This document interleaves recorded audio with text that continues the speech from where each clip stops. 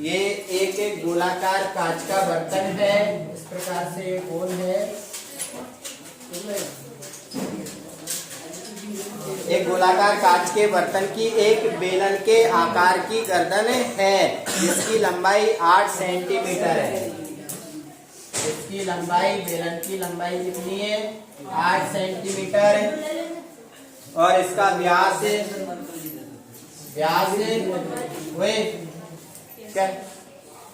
व्यास 2 centimetre है, तो त्रिज्या कितनी होगी? 1। व्यास की आधी होती है, तो ये हो गया 1 सेंटीमीटर। आगे, जबकि गोलाकार भाग का व्यास 8.5 सेंटीमीटर है। गोलाकार जो भाग है उसका व्यास कितना है? 8.5 सेंटीमीटर है। इसमें भरे जा सकने वाले पानी की मात्रा मापकर एक बच्चे ने ज्ञात किया कि बर्तन का आयतन कितना है? 345 सेंटीमीटर क्यूब है। किसी बच्चे ने निकाला। अब हम जांच करेंगे कि उस बच्चे ने निकाला है जो सही निकाला या गलत निकाला। 345 आएगा तो बच्चे ने सही निकाला, और 345 नहीं आएगा, कुछ अलग आएगा, तो हम कह देंगे बच्चे ने गलत निकाला। क्या करना है हमें? इसमें भरे जा सकने वाले पानी का आयतन निकालना है, तो इससे बर्तन का आयतन निकालेंगे।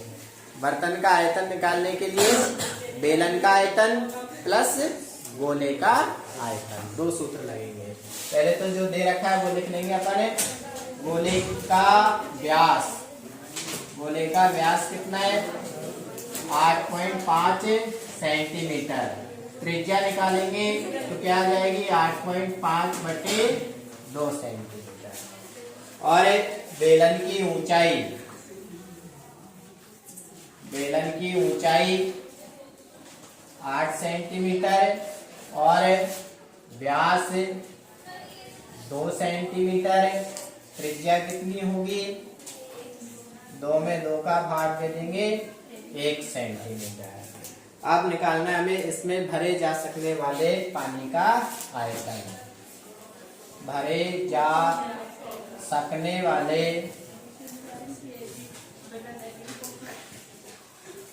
अनु क्या हो गया? चल खड़ी हो। बेलन के आयतन का सूत्र बता। खड़ी हो जा। ठीक है, बता दिया है तो तेरे दोस्तों ने। गोले का बता। गोले का आयतन क्या होता है? इधर बेलन का आयतन और किसका लगेगा? गोले का आयतन।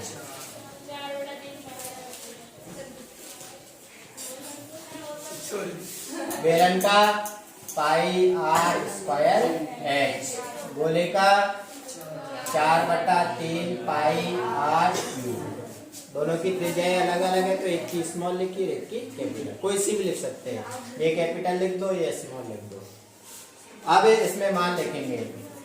सबसे पहले तो ये पाई को कॉमन ले लेते हैं। पाई दोनों में ही है, पाई को हमने कॉमन ले लिया।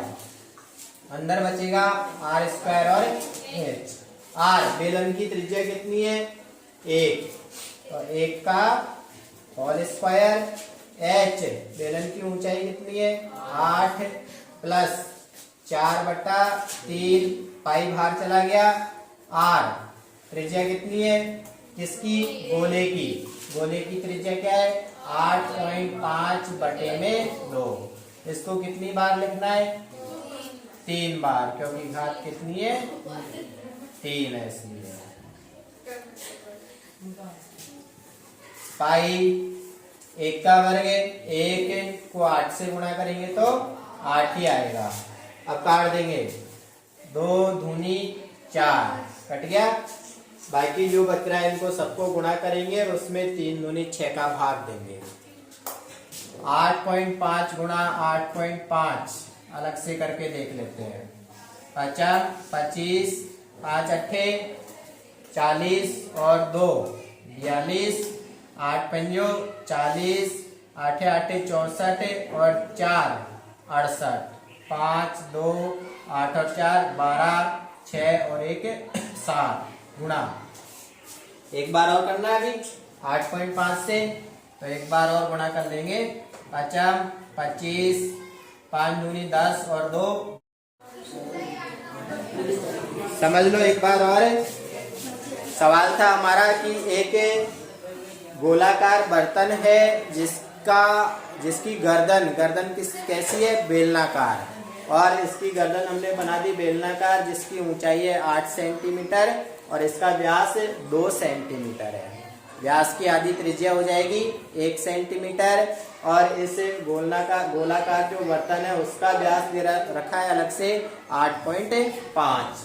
तो यहाँ से इसकी त्रिज्या निकालेंगे। अब हमें निकालना क्या है कि किसी बच्चे ने इसका आयतन निकाला कि भाई इसमें पानी भरा जा सकता है, वो बच्चा कह रहा है 345 सेंटीमीटर क्यूब। अब हमें निकालना है कि उस बच्चे ने जो बोला है वो सही है या गलत है।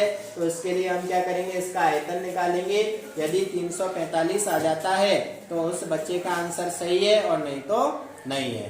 तो हम क्या करेंगे, इसका आयतन निकालेंगे। उसके लिए सबसे पहले हमें जो दे रखा है वो लिखा हमने कि गोले का व्यास, इस गोले का व्यास दे रखा है 8.5 सेंटीमीटर।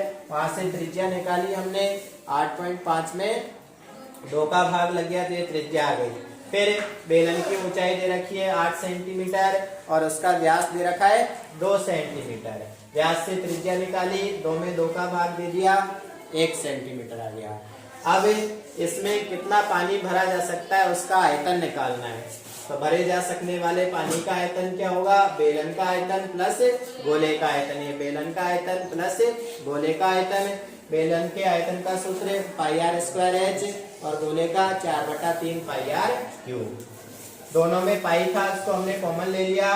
आर बेलन की त्रिज्या कितनी है, 1, तो 1 का स्क्वायर। एच ऊंचाई कितनी है उसकी, 8, तो 8 लिखा। ये पाई बाहर चला गया, 4/3। गोले की त्रिज्या 8.5/2।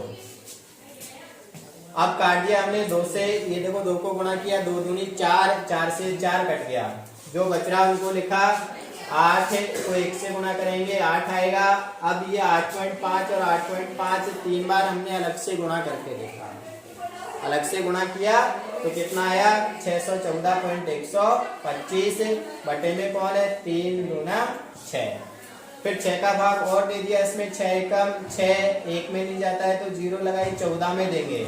6 दूनी 12, 2 बच गए, 21 हो गए, पॉइंट यहाँ लगा दिया। 21 में 6 तिया 18, 3 बच गए, 32 हो गए, 6 पंजो 30, 2 बच गए, 25 हो गए, 6 चौके 24। इसके बाद में पॉइंट के आगे नहीं देंगे।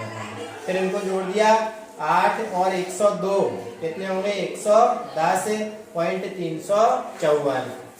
पाई का मान लिख लिया 3.14। 3.14 को अब 110.354 से गुणा करेंगे, तो यहाँ हमने इसको गुणा